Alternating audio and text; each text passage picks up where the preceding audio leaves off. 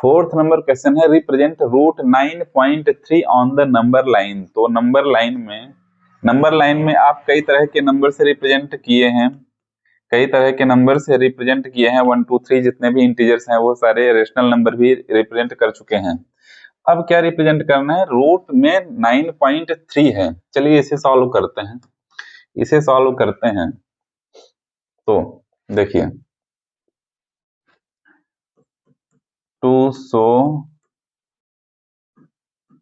Root 9.3 late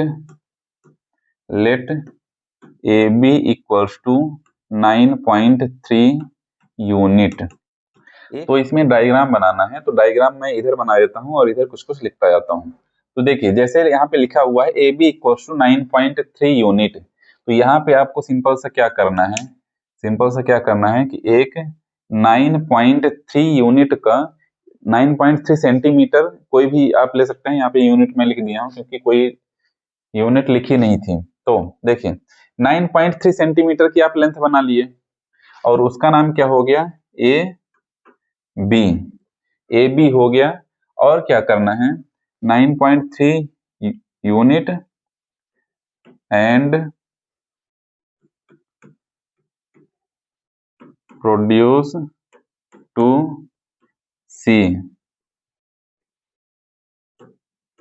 BC equals to 1 unit. और क्या करना है, बी से सी तक 1 सेंटीमीटर या 1 यूनिट की लाइन बनानी है। तो यहाँ पे यह हो गया 9 सेंटीमीटर का यह ए, और यह हो गया बी, और बी से सी तक की यह हो गई 1 यूनिट, 1 यूनिट हो गई बी से सी तक। अब क्या करना है, अब AC का हमें बाइसेक्टर बनाना है। AC का बाइसेक्टर बनाना है तो एक बार A को सेंटर लेके इस तरह से आर्क लिए, फिर नीचे साइड इसी तरह से A को सेंटर लेके आर्क लिए, फिर सेंटर C से सेंटर लेके इस तरह से आर्क लेना है और नीचे साइड भी इस तरह से लेना है। तो यह हमारी बन जाएगी AC की बाइसेक्टर, जो कि यहाँ पे O पर इंटरसेक्ट करती है। तो देखिए यहाँ पर AC इक्वल्स टू क्या हो जाएगा, AC equals to AB plus BC। AB की वैल्यू दी हुई है और BC की वैल्यू दी हुई है, तो AC इक्वल्स टू क्या हो जाएगा, AC इक्वल्स टू हो जाएगा 9.3 प्लस BC कितना दिया हुआ है 1 इक्वल्स टू यह हो जाएगा 10.3 यूनिट। AC की वैल्यू मिल गई, टोटल कितनी है 10.3। तो OA इक्वल्स टू क्या हो जाएगा, AO लिख देता हूं मैं, OA AO कुछ भी लिख सकते हैं। AO इक्वल्स टू क्या हो जाएगा 10.3/2। AO इक्वल्स टू AC/2 हो जाएगा, क्योंकि यह लाइन AC की बाइसेक्टर है यानी AC को 2 बराबर भागों में बांट रही है। तो OA और OC दोनों इक्वल हो जाएंगे, क्योंकि OA इक्वल्स टू AC/2। तो AC/2 लिख सकते हैं, तो डिवाइड करेंगे 2 5 जा 10, 2 1 जा 2 और 2 5 जा 10 हो जाएगा 5.15 यूनिट हो जाएगी, इक्वल्स टू यह हो जाएगा OC के बराबर हो जाएगा, क्योंकि OA और OC दोनों इक्वल हैं। अब क्या करना है, O को सेंटर लेना है, O को सेंटर बना के और C के बराबर हमारा क्या रहेगा रेडियस, OC रेडियस लेकर एक सेमी सर्कल इस तरीके से बनाना है, जहां पे OA और OC क्या है रेडियस हो जाएंगी, OA और रेडियस इस सेमी सर्कल की रेडियस हो जाएंगी। तो यह सेमी सर्कल बन गया। और इसके बाद पॉइंट बी पर एक परपेंडिकुलर लाइन बनानी है, इस तरीके से लाइन बनानी है, और जहां पे यह कट कर रहा है तो यहां इसे मिला देना है। तो यहाँ पे हमारा बन गया ट्रायंगल OBD ट्रायंगल बन गया। अब यहाँ पे देखिए OA क्या है, OA क्या है, इस सेमी सर्कल की रेडियस हो गई, OC भी इस सेमी सर्कल की रेडियस हो गई। इसी तरह से OD जो लाइन दिख रही है आपको, OD जो लाइन दिख रही है तो इस सेमी सर्कल की रेडियस है। तो OA कितना दिया हुआ है 5.15 अभी निकाला गया है, तो OD भी कितना हो जाएगा 5.15 OD भी हो जाएगा। और OB भी फाइंड कर लेते हैं। OB इक्वल्स टू हो जाएगा OC minus BC, OC minus BC। तो OB इक्वल्स टू OC कितना दिया हुआ है, OC 5.15 radius minus BC 1 unit equals to 4.15 unit आ गई वैल्यू किसकी हमें, OB की। OB कितना आ गया 4.15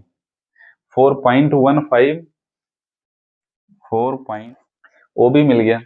इस ट्रायंगल में, किस ट्रायंगल में, OBD ट्रायंगल में, OBD ट्रायंगल में हम क्या फाइंड कर लेते हैं, BD निकाल लेते हैं। BD निकाल, यह राइट एंगल ट्रायंगल है तो पाइथागोरस थ्योरम का यूज करके BD की वैल्यू निकाल लेते हैं। तो यहाँ पे लिखेंगे ट्रायंगल OBD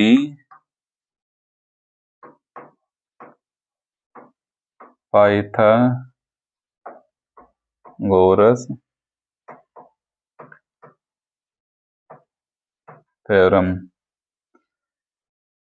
तो यहाँ पर क्या हो जाएगा, OD square equals to OD square equals to OB square plus BD square. BD square, हमें BD की वैल्यू चाहिए, हमें BD की वैल्यू चाहिए। तो यहाँ पे क्या लिख सकते हैं, यहाँ पे लिख सकते हैं BD square equals to OD square minus OB square. Value रख देते हैं, अब वैल्यू रख के सॉल्व करते हैं। BD square equals to OD कितना दिया हुआ है, OD 5.15 square, 5.15 square minus OB कितना है 4.15 स्क्वायर, 4.15 स्क्वायर। तो यहाँ पर हो जाएगा BD स्क्वायर इक्वल्स टू 5.15 का स्क्वायर फाइंड करेंगे, यहाँ पे मल्टीप्लाई करेंगे तो हमारे पास नंबर आ जाएगा 26.5225 माइनस इसका स्क्वायर निकालेंगे, 4.15 का स्क्वायर करेंगे तो हमारे पास नंबर आ जाएगा 17.2225। यह हो जाएगा। यहाँ से हमें मिल गया BD स्क्वायर इक्वल्स टू दोनों को माइनस करेंगे तो आएगा 9.3, दोनों को माइनस करके आप चेक कर लीजिएगा 9.3 आ गया। तो BD इक्वल्स टू आ गया रूट में 9.3। तो अब इस आ जाइए फिगर में देखिए, BD कितना आ गया, BD कितना आ गया रूट में 9.3, BD रूट में 9.3 आ गया। अब आपको क्या करना है, अब क्या करना है आपको कि B को सेंटर लेकर कंपास को D तक ले जाइए और D तक ले जाने के बाद इस लाइन में तक मिलाना है, इस लाइन में मिलाना है। तो यहाँ पे इस तरीके से आर्क लेंगे, यहाँ पे इस तरीके से आर्क लेंगे तो यह बनेगा कुछ इस तरीके से, यह बनेगा कुछ इस तरीके से। तो आप बनाएंगे तो इस तरह से बनेगा। तो देखिए यह लाइन टोटल कितनी है, BD कितनी है टोटल BD कितनी है रूट 9.3। तो यहाँ से यहाँ तक की लाइन भी कितनी हो जाएगी, यहाँ से B से E तक, यहाँ पे इसको E मान लेते हैं, B से E तक की भी लाइन कितनी हो जाएगी 9.3। यहाँ पे कितना हो जाएगा 9.3 रूट में हो जाएगा BE। और यहाँ B हो गया 0, नंबर लाइन जब आपकी बनेगी तो यह हो जाएगा 0, C था 1 और यहाँ पे 2, यहाँ पे आएगा 3। E तक की टोटल जो लेंथ है, E तक की जो टोटल लेंथ है तो बी से ई तक की जो टोटल लेंथ है, बी से ई तक की जो टोटल लेंथ है, तो वह लेंथ कितनी हो जाएगी, रूट में 9.3। और इसी तरीके से नंबर लाइन में रिप्रेजेंट हो जाता है। और इसी के साथ क्वेश्चन नंबर 4 हो जाता है समाप्त। चलते हैं नेक्स्ट क्वेश्चन में।